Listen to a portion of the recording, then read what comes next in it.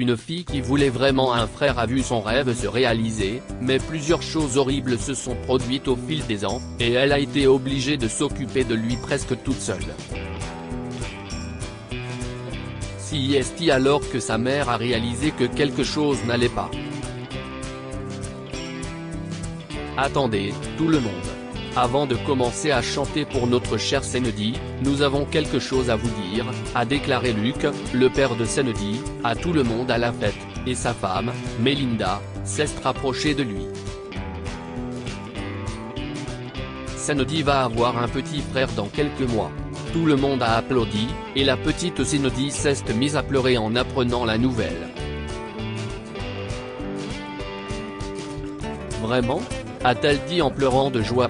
Elle avait supplié depuis longtemps pour avoir un frère ou une sœur, et maintenant, elle allait devenir une grande sœur. C'était l'anniversaire le plus heureux qu'elle ait jamais eu. Cependant, la petite fille n'avait aucune idée de ce que sa vie allait devenir. Senedi, a crié sa mère. Ramasse tes jouets. Et puis viens ici et aide-moi à faire la vaisselle. Oui, maman, a répondu la petite fille et elle s'est empressée de faire ce qui lui était demandé. Melinda était amicale avec presque tout le monde mais semblait avoir la mèche courte quand il s'agissait de sa fille de 5 ans. Tu vas devoir être plus rapide et faire ce que je dis quand ton frère arrivera. Nous ne pouvons pas avoir ce désordre dans la maison. Senedi, tu t'ailles prends mal. Tu laisses tout tomber. Pour l'amour de Dieu. Tu es stupide ?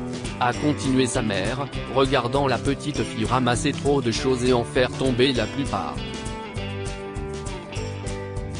Mais elle faisait de son mieux. Désolée, maman, a répondu Senedi tranquillement, tête baissée, en récupérant ce qu'elle a fait tomber. Ce n'est pas en s'excusant que l'on va nettoyer cette maison. Dépêche-toi. Je commence à avoir mal au dos. Tu dois apprendre à faire ça, reprocha sa mère. Senedi ne savait pas que sa mère avait été élevée de la même manière. Sa défunte mère lui avait fait faire des corvées depuis qu'elle savait marcher et parler. Depuis son enfance, Melinda en voulait terriblement à sa mère. Elle avait même coupé tout contact avec elle, mais maintenant, il semble qu'elle n'avait aucune idée qu'elle répétait le même schéma. Senedi n'a que 5 ans et fait déjà trop de choses à la maison. Son père travaillait beaucoup pour assurer leur survie, la plupart du temps, lorsqu'il rentrait à la maison, toutes les tâches étaient terminées. Par conséquent, Melinda n'avait plus de raison de gronder ou de critiquer Senedi, donc il n'a jamais été témoin de ces choses. Le petit frère de Senedi, Marcus, a pointé le bout de son nez quelques mois plus tard, et elle l'aimait tendrement. Elle était presque tout le temps à côté de sa mère et lorsque Marcus pleurait la nuit, elle se réveillait et aidait sa mère, lui apportant de l'eau, une nouvelle couverture ou tout ce dont elle avait besoin.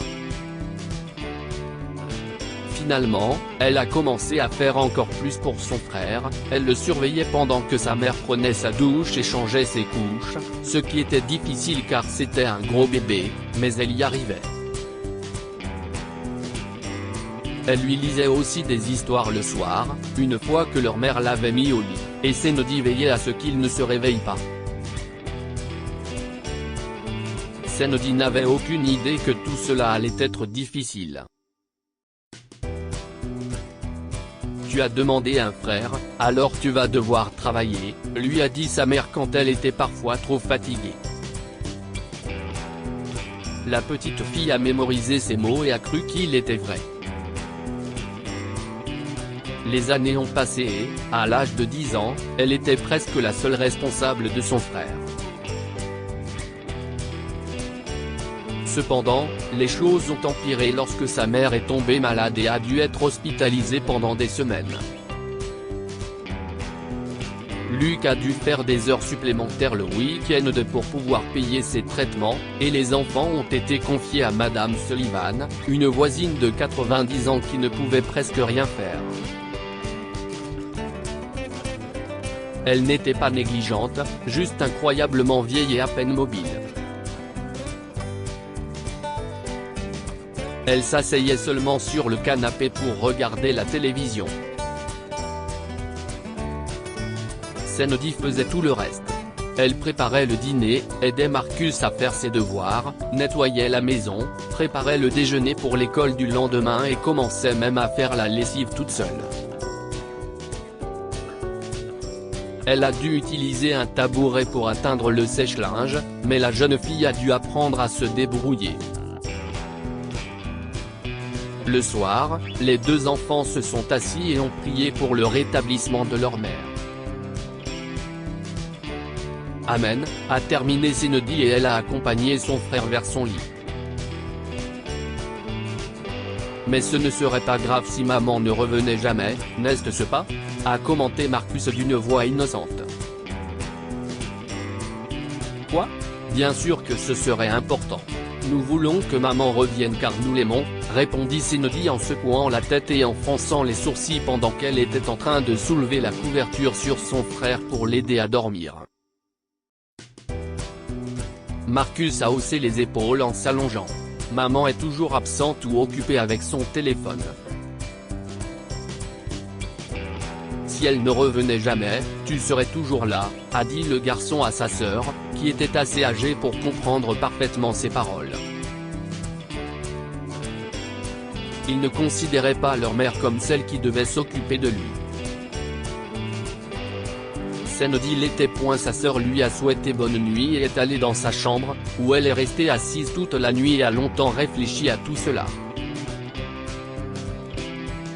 À la façon dont sa mère l'avait toujours traité durant toute sa vie et à quel point c'était horrible. Ce que Sandy ne savait pas, c'est que leur père avait tout entendu. Je ne sais pas quoi dire, répondit Melinda en aidant son mari à emballer ses affaires à l'hôpital. Les traitements avaient fonctionné, et elle allait mieux. Mais Luc lui a dit ce qu'il avait entendu de la part de leurs enfants.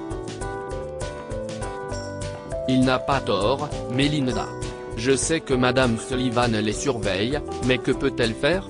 Sandy lave même mes linges maintenant, et elle n'a que 10 ans. Si est ça qu'on voulait quand on a décidé d'avoir des enfants ? Ce n'est pas ce que ta mère t'a fait ? A constaté Luc, les yeux affligés. Melinda s'est assise sur le lit d'hôpital et des larmes ont coulé dans ses yeux. Elle a baissé les yeux de honte mais a hoché la tête. Tu as raison. J'ai traité Sandy exactement comme ma mère m'a traité. Exactement comme j'avais promis de ne jamais le faire. Oh mon Dieu, cria-t-elle alors que Luc lui tendait la main et l'embrassait. Chérie, la bonne nouvelle est qu'il est encore temps de changer cela. Brisons cette manière de faire les choses et faisons de notre mieux, a suggéré Luc, et Melinda hocha rapidement la tête. Je te le promets, a-t-elle sangloté en essuyant ses larmes. Et Melinda a tenu sa promesse. Elle a été choquée lorsqu'elle est rentrée chez elle et a reçu la plus grande accolade de Sandy malgré la façon dont elle l'avait traitée. À partir de ce moment, ses corvées ont été réduites. Il était temps pour elle d'être une enfant comme les autres. Melinda s'est également occupée davantage de Marcus, ne laissant pas Sandy s'occuper toute seule de lui. Cela a pris du temps, mais les choses se sont améliorées dans leur maison. Sandy était toujours incroyablement responsable, et son frère se reposait trop sur elle, mais au moins, à un moment donné, le petit garçon a réalisé que sa grande sœur n'était pas sa mère. Luc a commencé à passer plus de temps à la maison et à planifier de nombreuses sorties en famille. Ils ont inscrit Senodi à plusieurs activités extrascolaires, ce que sa mère avait refusé auparavant parce qu'on avait besoin d'elle à la maison. Ils ont également suivi une thérapie familiale pour apprendre comment ils pouvaient s'améliorer. Melinda a également suivi une thérapie individuelle car elle avait besoin de savoir comment briser le cycle que sa mère avait commencé. C'était un travail difficile. Cela ne s'est pas fait du jour au lendemain. Mais Senodi n'a plus jamais eu à se comporter comme un adulte ou un parent dans leur foyer. Que pouvons-nous apprendre de cette histoire? Les parents doivent laisser leurs enfants être des enfants. Tous les enfants devraient avoir des responsabilités, mais il faut aussi leur permettre d'être des enfants. Suivre une thérapie est le meilleur moyen d'apprendre à briser les cycles. Il a fallu du temps, mais Melinda a réalisé qu'elle se comportait exactement comme sa défunte mère, dont elle était séparée, et elle ne voulait pas que sa fille vive cela, alors elle a fait de son mieux pour changer. Lire aussi, un garçon de 11 ans qui s'occupe de son frère mourant est déconcerté lorsqu'il entend son nom à la radio. Abonnez-vous à Amomama sur Google News.